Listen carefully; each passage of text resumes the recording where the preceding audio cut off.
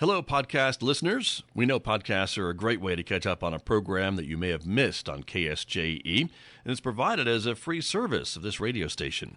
But you know, KSJE is now listener-supported, and so while you enjoy this podcast, we hope that you'll also take some time to join KSJE. Become a member today. It's quite easy to do. Just go to our website at ksje.com/support and pick the level of support that best matches your budget. Thanks again for listening. Here's your podcast.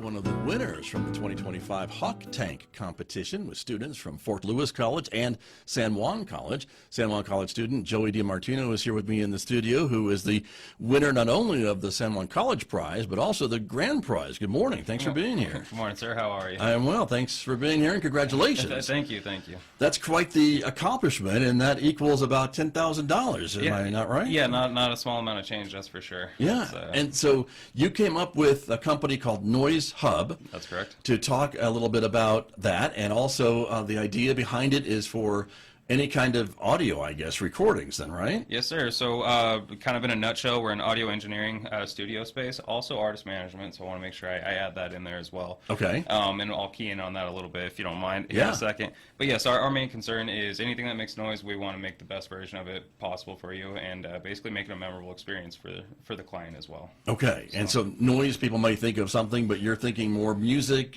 audio, interviews, things like we're doing right now? Exactly. So anything, whether it's Foley for film Right. or sound design, soundscapes, anything of that nature, that definitely falls into our wheelhouse, our umbrella, as well as, you know, the bread and butter production side of things, whether it's an artist coming in or we're doing voiceover takes for a local company. Got you. And so you put together this concept to then pitch it to the judges at this Hawk Tank competition. This was a multi-week competition, I think, as I understand it, and there were some workshops along the way, I think, to help you maybe fine-tune your message? Yes, sir. So I kind of came in a little bit late on the program. Okay. Luckily, Didn't seem to hurt at all? No. What was nice about the program is they actually set it up to where even if you were coming in late, they had everything backlogged, so everything was pretty much on YouTube or any sort of other media. You could get caught up. Exactly, and so that was a wealth of information or a resource for me that proved very helpful when it came to the competition. One in particular, I remember Professor Dr. Valdez, I believe. Forgive me if I'm getting it wrong, sir. From Fort Lewis. Yes, from Fort Lewis, you're Fort right. Lewis, yep. That gentleman, I remember he had, I believe he was at Fort Lewis, but they had a Zoom meeting going on, and the amount of information I learned in probably that 45-minute session was, it clearly helped me, you know, kind of get an edge, so to speak. Breaking down things such as COGS, you know, cost of goods sold, things of that nature, things that I hadn't had on my, on my radar. That, maybe. Exactly, hadn't had it on my radar, and by them having these sort of meetings and groups, it made a world of difference for us. I believe, so especially for me. Very good. And so how many other folks were involved with you? You're the owner-founder of the company, so it's really your baby. Pretty much. I don't want to make it sound like, so the big thing with Noise Hub, it is going to be a collaborative thing. However, yes, it is my baby. It's mine.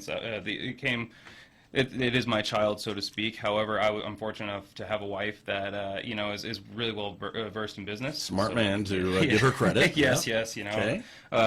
And so anyway, she helped me fine tune the business plan while we were kind of getting everything built together and making sense of it. You know, and bringing me back to earth when it came to any sort of numbers. Gotcha. Very good. Okay. And you were telling me before we came on the air this morning that this is it can be a portable situation, or it can also be, I guess, something that could be installed on a permanent foundation or in a permanent space somewhere. Yep, absolutely. As of right now, we've got a home studio. I say we because, again, I like to use that term because it is going to be a collective experience when you work with us. Yes, I do currently have a home studio, which that's part of what we'll be building into, is getting into a bigger footprint, hopefully locally. But we are remote as well, so I'm capable of taking almost the amount of mics you need for a setting. I can show up and get you squared away. Last week I worked with a local marketer collecting live voiceovers for a client they're working on. Okay. And they worked phenomenally well, so it's definitely something we enjoy doing. Nice. So flexible. Yes. And absolutely. flexibility, sounds like to me. Now, you mentioned artist management a little bit, too, as part of this company. So talk to me a bit about what that involves. So it's not your stereotypical artist management concept between, say, a label and an artist. What I'm trying to do, and it might better serve it by calling a mentorship program, in meaning that I want to show these artists how to become their own franchise. I want to help teach them how to take care of their business side of it, not just the professional side, but also making sure things such as taxes and that fun jazz taken care of.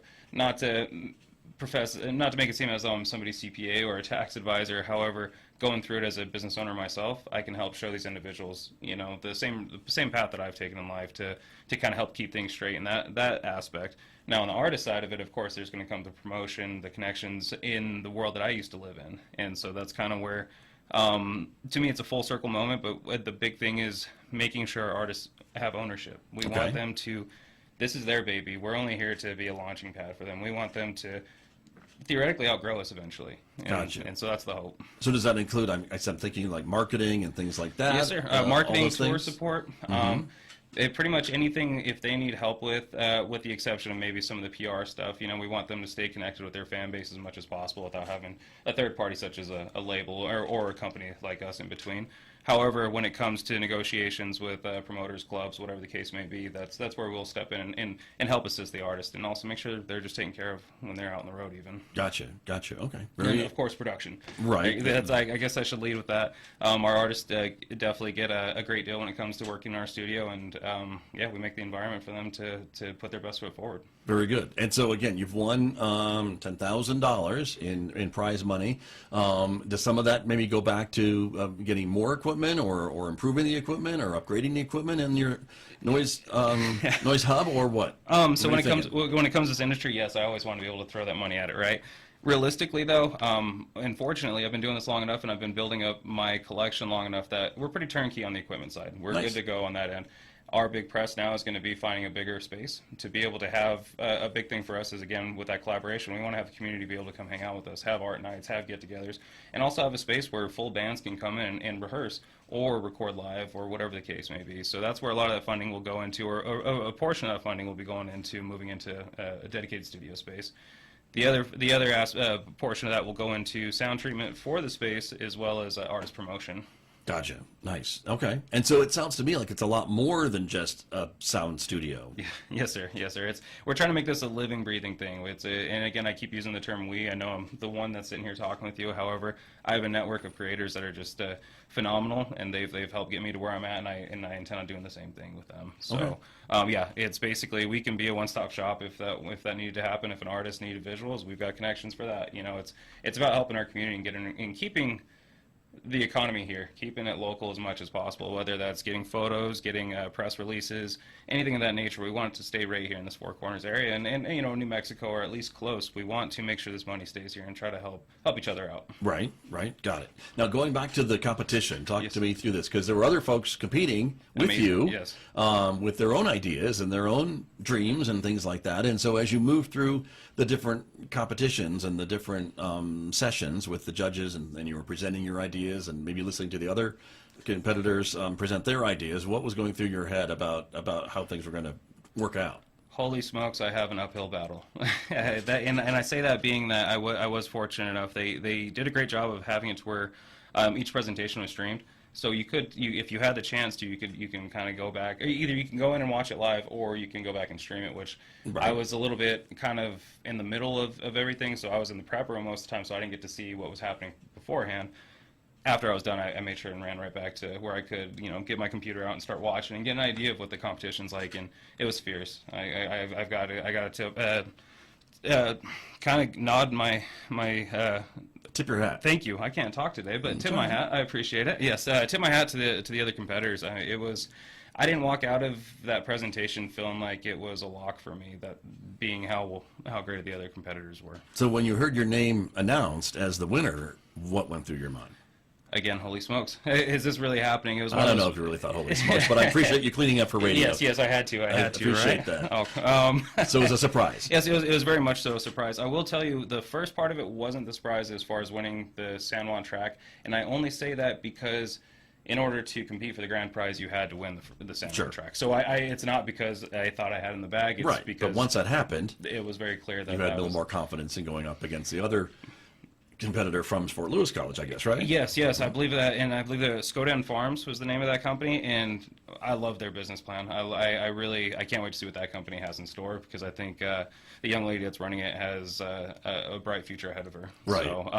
So again, going back to that, realizing, oh, this is my competition. This is going to be tough. This is going to be one of those that to me it wasn't a shoe-in. Gotcha. By any stretch of the imagination. So. Right. Well, we've been watching these competitions for a number of years, and it's always amazing to me to see the different ideas that are coming, as you saw too, that you're competing against. And so you're a student here at San Juan College. You're studying mass media, I know for sure, because you're in my class, but also film and digital media and things like that too, correct? Yes, sir. That's correct. I'm in the film and digital media. I will be graduating next week, I believe. Yeah. So that's right. that's exciting. In a couple of days. Yeah. Wow. That's coming up quick on me. That's good for for sure. you. Yeah. Thank you. I appreciate it. Very exciting. And so we will see more of Noise Hub, and this is what you're going to be doing after you graduate. Is that the plan? Yes, sir. Let's say it's a full court press for us. Quite frankly, I've been in it even before the competition. This just really helped say, okay, let's make this a thing. And yeah, it's been a whirlwind as I spoke with you off air, man. I completely lost any sense of talk. It's okay. Anyway, as I spoke with you about that, it's been a whirlwind, and I couldn't be more appreciative of it, though. I may not be getting a whole lot of sleep, but this is exactly what I signed up for. Good for you. Well, you've been a busy guy this spring semester. I know that as a fact, and I appreciate you taking some time to talk with me about your project and about your business and the Hawk Tank competition, which is always kind of fun to watch these businesses evolve and graduate and win this important prize money that you can reinvest into the community, which it sounds like what you're going to do. Absolutely. It needs to stay here, in my opinion. Very good. And I appreciate you giving me the time to come out here and chat with you and make sure and fumble all the words I possibly could. That's all right. That's all right, because you're an audio, you can edit them. Yeah, there we go. See? So you're going to be all set. Hey. Joey, good luck to you. Thanks for being here. I appreciate it, sir. You're very welcome. That is the owner and founder of the Noise Hub, Joey DeMartino, who is the winner of the Hawk Tank competition here between San Juan College and Fort Lewis College 2025. Did you enjoy that podcast? We hope that you did. And if you did, share it with your friends. And if you really want to keep podcasts like this coming, please support KSJE. You can do it easily online at ksje.com.